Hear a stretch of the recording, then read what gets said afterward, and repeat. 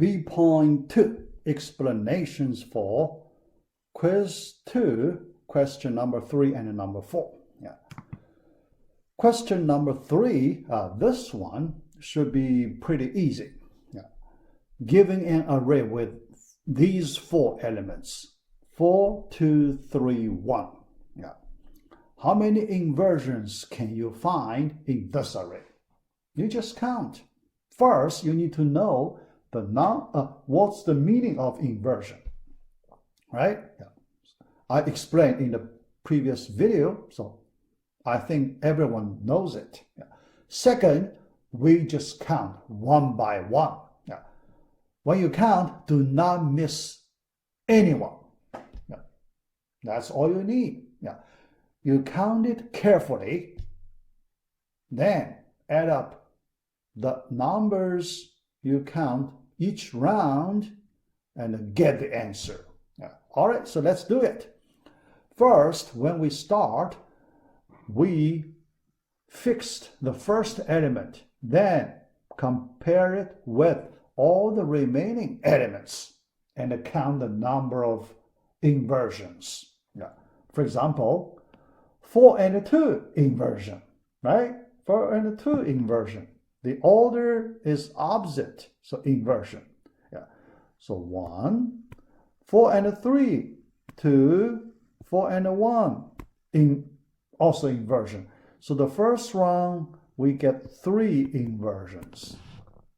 Second round, we fix the second element 2. 2 and 3 not inversion, so we do not count it. Yeah. 2 and 1 inversion. So 1, we count it. Then the next one, 3, third element 3, 3, 1 inversion. So at the end, we add up all these numbers.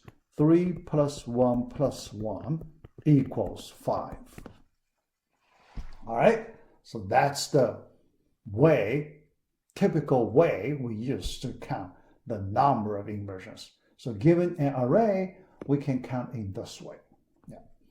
All right, but here I like to let you know later, for example, in our next test, midterm test, next one, if I want to give you similar question, so what kind of question, this type of question I like to give you, so I can give you an idea. Yeah.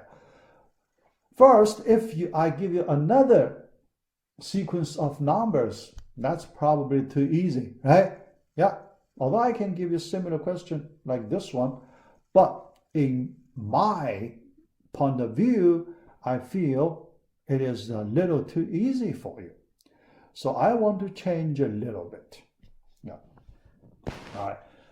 First, the number of elements, I want to use n elements. In that way, this n unknown, right? It is a variable. In that way, when you count, you need to do the calculation. You need to do a little more than concrete numbers, right? Because you do not know how many elements, exactly how many elements, right? Yeah. In that case, you need to do some abstract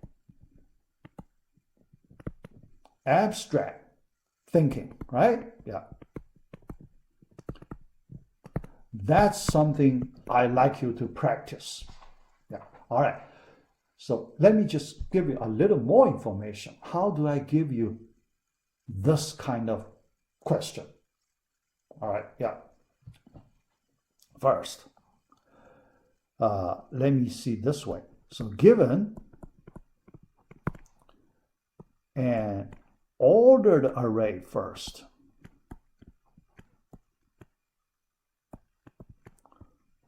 or array with n elements first.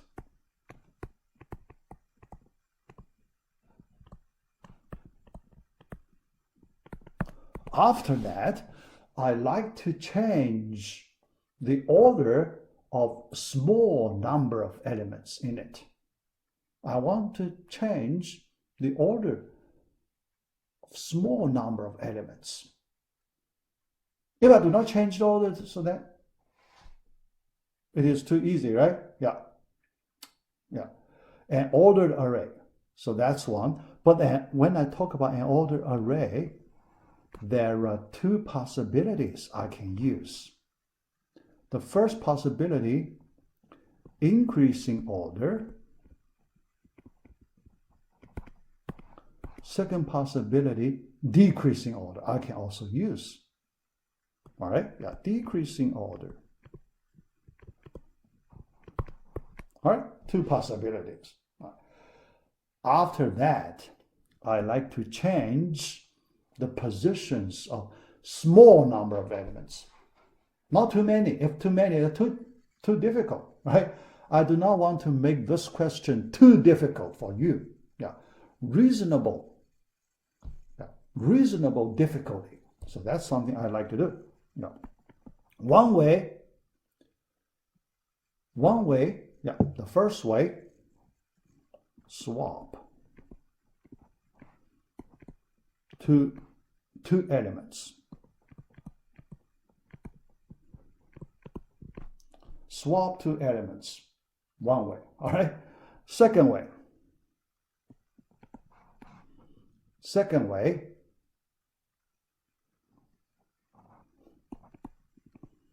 rotate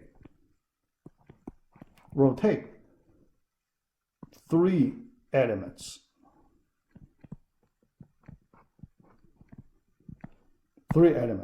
Yep. That's what I feel reasonable question, reasonable difficulty.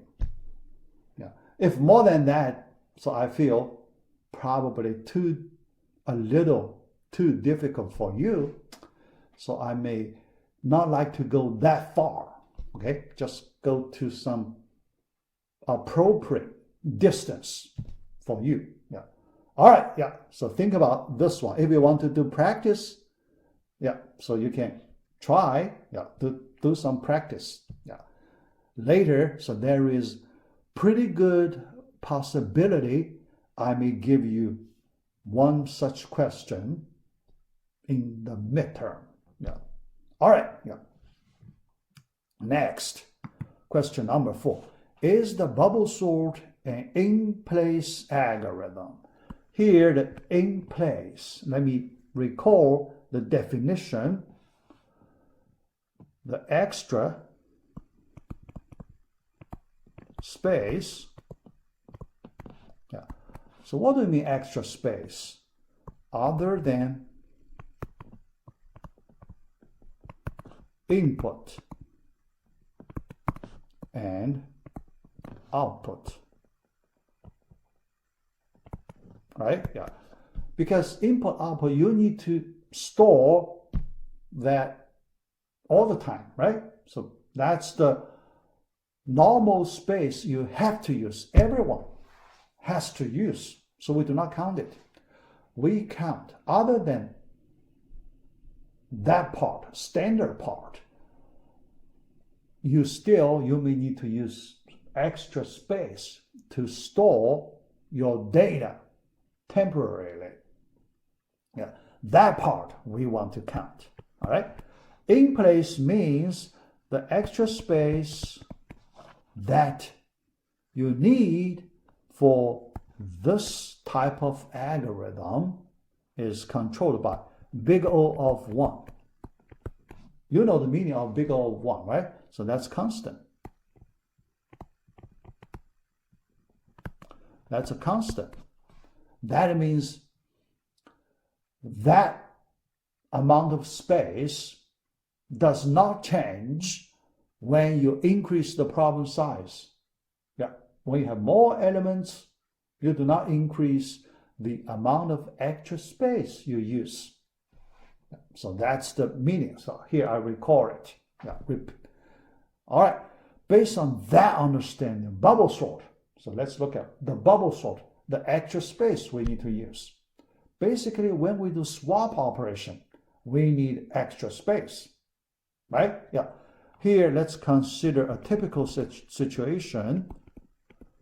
A of I, yeah, two elements, still A of J. Two elements in two different locations. Yeah, but the bubble sort actually, because the bubble, what is the meaning of bubble, right? What is the meaning of bubble? So we consider two adjacent inversion. Yeah. So bubble sort, we consider two, typically, we consider adjacent inversion. All right. When there is an adjacent inversion, we do one swap operation. That's the bubble sort. That's the typical step of a bubble sort. Okay, of that bubble sort. Yeah. All right. But when we do swap, how do we do swap? So here we need a temporary location. All right. Yeah. So here let me write. We need a temp location. So when we do swap, first we need to copy A of I elements to this temporary location. Second, we copy A of I plus 1 to A of I location. The last one we copy from temp location to A of I location. Yeah. In this way, you can see we only need one temporary location. We can do all the swap operations. Just the one swap operation, right? Temp. Because we can use this variable repeatedly, going through all the rounds of the bubble sort. Yeah. So then that is the constant number of space locations, constant number of locations. Yeah. So for that reason, it is in-place algorithm. Okay? Yeah. Later, when I ask you certain algorithm, in-place algorithm or not, so you use this way. Yeah. You look at extra space used. Yeah. Do not get confused. Yeah. Because the in-place, we have another meaning of in-place, right? Yeah. You know, in our previous discussion, when we talk about in-place elements, yeah, here you should separate two different meanings. The first meaning we call in-place elements. Yeah, here, elements, all right? The second case we call the in-place algorithm. All right, in-place elements, we mean all those elements are in their right position when the array is sorted. After the array is sorted, so that the right position, that location, same as their current locations, then we call in place. So that's the first meaning. Second meaning, we talk about in place algorithm. Then you should use this extra space. It is bounded by constant number. Yeah. All right, so do not get confused. Yeah.